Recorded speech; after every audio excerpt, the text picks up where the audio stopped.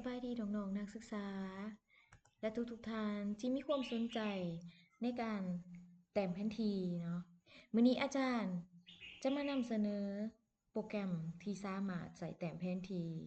เป็นโปรแกรมที่บ่มีไลเซนส์หรือเอิ้นว่าฟรีเนาะเป็นโปรแกรมฟรีหรือ Open Source ชื่อโปรแกรมแม่น QGIS ก่อนอื่นหมดอาจารย์จะพาไปดาวน์โหลดโปรแกรมก่อนแล้วเฮามาติดตั้งไปนำกันเลยเฮาพิมพ์คำว่า QGIS หลังจากนั้นก็คลิกเข้าไปที่โฮมเพจของเว็บไซต์ได้เลย แล้วจะปรากฏปุ่มดาวน์โหลดเนาะเฮาคลิกใส่ที่ดาวน์โหลด ถ้าหากว่าเด้งขึ้นมาแบบนี้ก็บ่ต้องตกใจเนาะว่าดาวน์โหลดอยู่ไสเพราะว่าเว็บไซต์ดังกล่าวเป็นเว็บไซต์ที่สร้างขึ้นจากอาสาสมัครผู้ที่มีความรู้ความสามารถเกี่ยวกับการแต่งแผนที่เนาะแล้วก็การพัฒนาเว็บไซต์ฉะนั้นเขาเจ้าจะต้องการงบประมาณส่วนหนึ่งในการสนับสนุนซึ่งงบประมาณดังกล่าวแม่นได้มาจากการบริจาคของผู้ที่เขามาใช้บริการอยู่ที่เว็บไซต์ของ QGIS นี้แต่ว่าเราสามารถคลิก skip it and go to download ได้เนาะเพื่อเข้าไปหาดาวน์โหลดเลยอาจารย์จะแนะนำให้ดาวน์โหลดที่ long term version for Windows เนาะคลิกอยู่ที่นี่แล้วจะปรากฏการดาวน์โหลดขึ้นมาเนาะ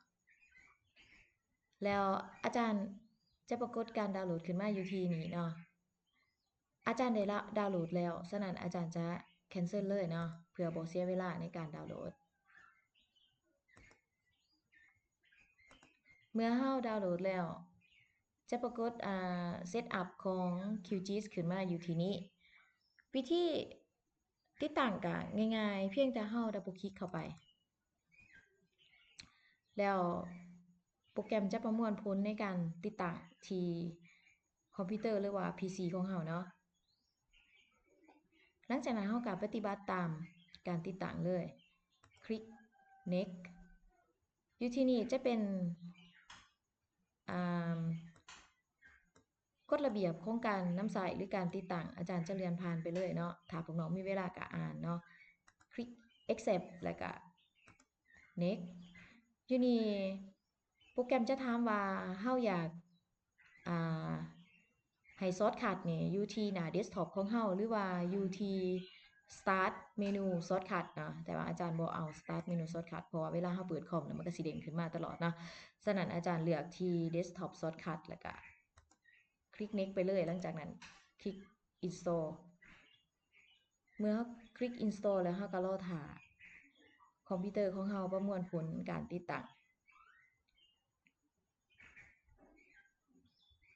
รอท่าแป๊บนึงเนาะคอมพิวเตอร์กำลังประมวลผลการติดตั้งอยู่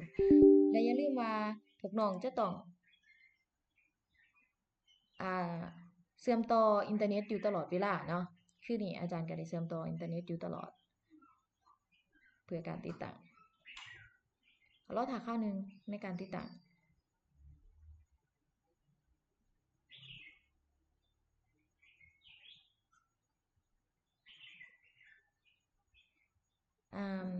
การติดตั้งจะไวหรือช้าเนาะ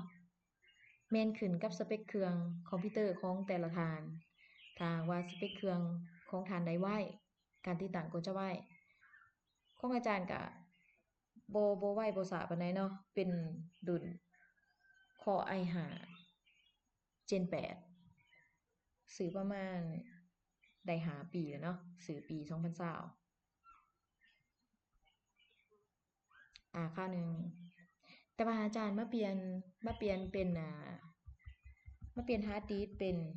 SSD เนาะแต่กี้แม่นใส่รุ่นฮาร์ดดิสก์เป็นฮาร์ดแวร์บ่อิหยังนี่แหละอาจารย์ก็บ่จื้อเนาะถ้าเว้าอิหยังผิดไปก็ขออภัย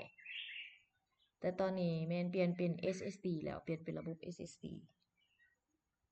ก็บ่ฮู้ว่ามันจะมีผลบ่แต่ว่ารู้สึกว่าเวลาใช้ก็คือรู้สึกว่ามันไวขึ้น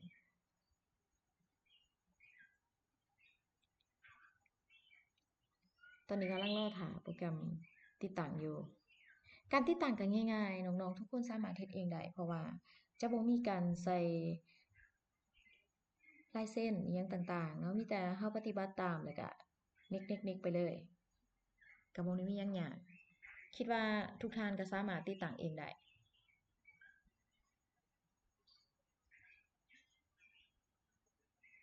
ง่ายๆเนาะนี่อีกหน่อยเดียวก็สำเร็จละรอท่าไปนำกันว่าหลังจากสำเร็จแล้วเราจะไปเห็นหน้าตาเป็นแบบใดเนาะ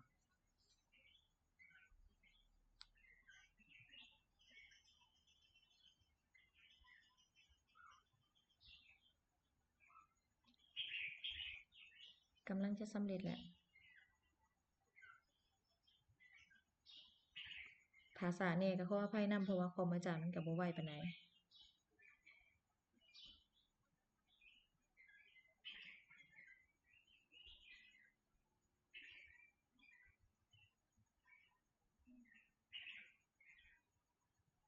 โอเค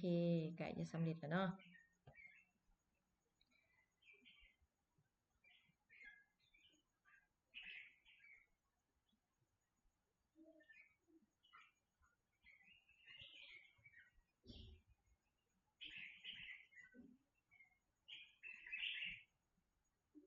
สำหรับ EP 1นี่อาจารย์จะสอนแต่วิธีดาวน์โหลดกับวิธีการติดตั้งเนาะยังบ่ทันได้สอนวิธีการนำใช้ส่วนวิธีการนำใช้อาจารย์จะสอนอยู่ใน EP ต่อๆไป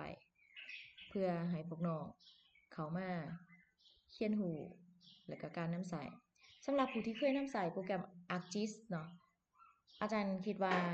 น่าจะง่ายเนาะแต่ว่าโปรแกรม ArcGIS มันโปรแกรมที่เพิ่นมีลายเซ็นเว้าหลายก็บ่ได้จั่งใดติดลิขสิทธิ์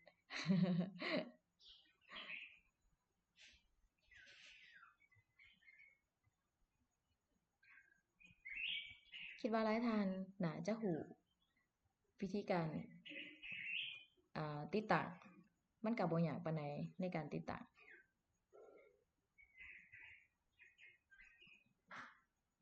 ผ่านมาอยู่ใน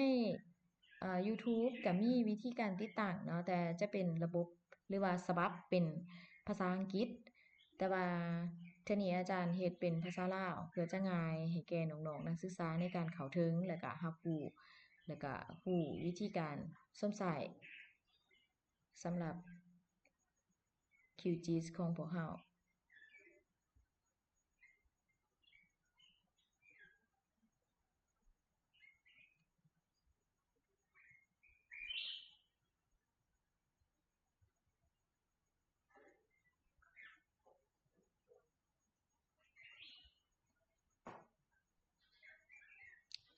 รอถามไปหน่อยหนึ่งเนาะ